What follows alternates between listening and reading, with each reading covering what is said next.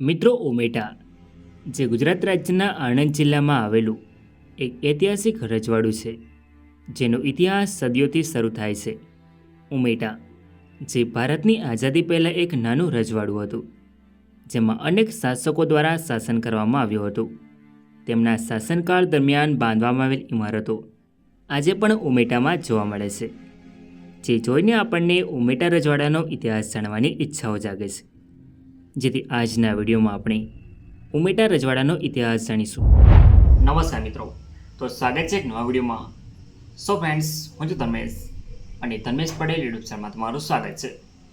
So friends, આજના વિડીયોમાં આપણે ઉમેટા રજવાડાનો ઇતિહાસ જાણીશું. સો વિડીયોમાં છેલ્લે સુધી બન્યા રહો. તો ચાલો વિડીયોને શરૂ કરીએ. મિત્રો, ઉમેટા ગુજરાતના આણંદમાં આવેલું એક સમયનું ઐતિહાસિક રજવાડું છે, જેની સ્થાપના પડીહાર રાજપૂતો દ્વારા કરવામાં આવી હતી. તો મિત્રો, સૌપ્રથમ જાણીશું આપણે ઉમેટા રજવાડાની સ્થાપના કેવી રીતે થઈ અને કોના દ્વારા કરવામાં આવી. ઉમેટા રાજ્યના રાજવીઓ મૂળ પડીહાર જાતના રાજપૂત છે. ઈસવીસન 1459માં ગુજરાત સલ્તનતની ગાદી પર મોહમ્મદ બેગડો આવે છે. ઈસવીસન 1484માં મોહમ્મદ બેગડાએ ચાંપાનેર પર આક્રમણ કર્યું અને ચાંપાનેરના રાજા પતઈ રાવલને હરાવીને ચાંપાનેર રાજ્યનો વિધ્વંસ કર્યો. ત્યારે ઝાંઝરજી નામનો પડીહાર રાજપૂત ઉમેટાની આસપાસના મહી નદીના કોતરોમાં છુપાઈ રહેલો. તેણે બારૈયા કન્યા સાથે લગ્ન કર્યા, એટલે એ બારૈયામાં ગણાવા લાગ્યો. થોડા સમય પછી ભેટાસિંહના ઠાકોરના શત્રુ બિલપાડના જેતસિંહને ઝાંઝરજીએ મારી નાખ્યો, જેથી ભેટાસિંહના ઠાકોરે ઝાંઝરજીને 8 ગામ બક્ષિસ આપ્યા. ત્યારબાદ તેમણે બીજા નજીકના કેટલાક ગામોને તેમના અધીન કર્યા અને એક નવા રજવાડા તરીકે સ્થાપિત કર્યું. ઝાંઝરજીએ આ બધા ગામોનો સમાવેશ કરીને એક રજવાડાની સ્થાપના કરી, જેને ઉમેટા નામ આપવામાં આવ્યું. રજવાડાની રાજધાની ઉમેટાને પસંદ કરવામાં આવી, જ્યાંથી રાજ્યનું શાસન કરવામાં આવતું હતું. જી હા મિત્રો, આવી રીતે શરૂઆત થઈ ઉમેટા રજવાડાની. ઝાંઝરજીએ ઉમેટા રજવાડાની સ્થાપના કરી, જેઓ પડીહાર રાજપૂત હતા. ઝાંઝરજી ઉમેટા રજવાડાના પ્રથમ શાસક હતા. તેમણે ઘણા વર્ષો સુધી ઉમેટા રજવાડામાં શાસન કર્યું. ત્યારબાદ તેમનું અવસાન થાય છે. ઉમેટા રજવાડાના શાસકો ઠાકોરનું બિરુદ ધરાવતા હતા. ઈસવીસન 1694માં ઉમેટામાં કોળીઓ ચડી આવ્યા. તેમાં બાજુના સરદારોની મદદ આવવાથી આ નાનું રજવાડું બચી ગયું. ઉમેટા રજવાડું નાનું હોવા છતાં ગુજરાતની સાંસ્કૃતિક વિવિધતાનો ભાગ હતું. રજવાડાના શાસકો દ્વારા સ્થાનિક પરંપરાઓ અને ધાર્મિક પ્રથાઓને પ્રોત્સાહન આપવામાં આવતું હતું. ગુજરાતના અન્ય રજવાડાઓની જેમ ઉમેટામાં પણ હિન્દુ અને જૈન ધર્મનો પ્રભાવ હતો. ઝાંઝરજી પછી અનુક્રમે ઘણા શાસકો દ્વારા શાસન કરવામાં આવ્યું, પરંતુ તેમની ઐતિહાસિક નોંધ જોવા મળતી નથી. ત્યારબાદ ઘણા વર્ષો પછી ઠાકોર હાથીસિંહ ઉમેટા રજવાડાની ગાદી પર આવે છે.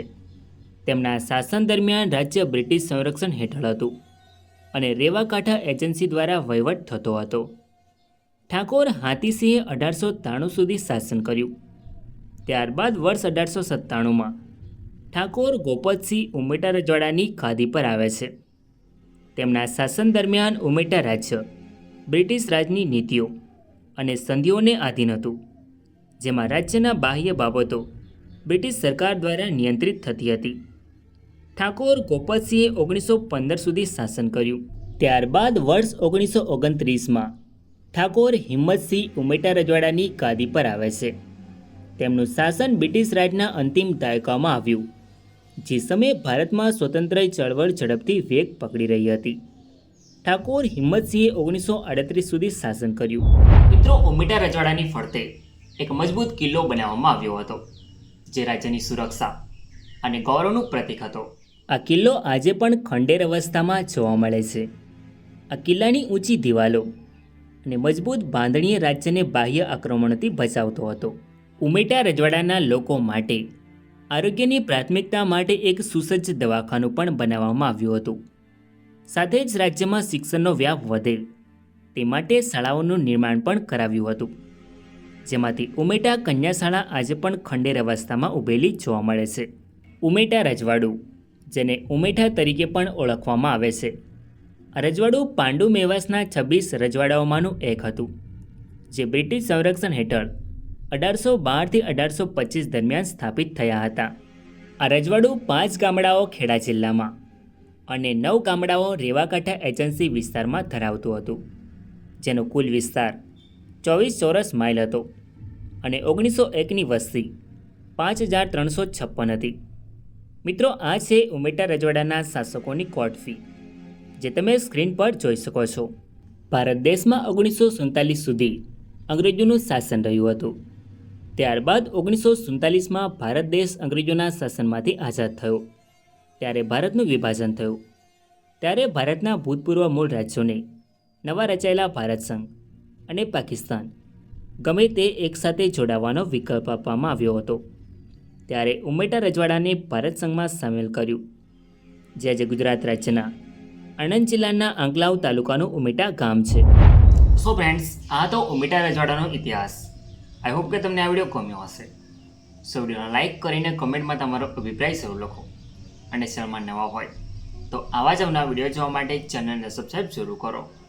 તો મળીએ એક નવા વિડીયોમાં. ધન્યવાદ.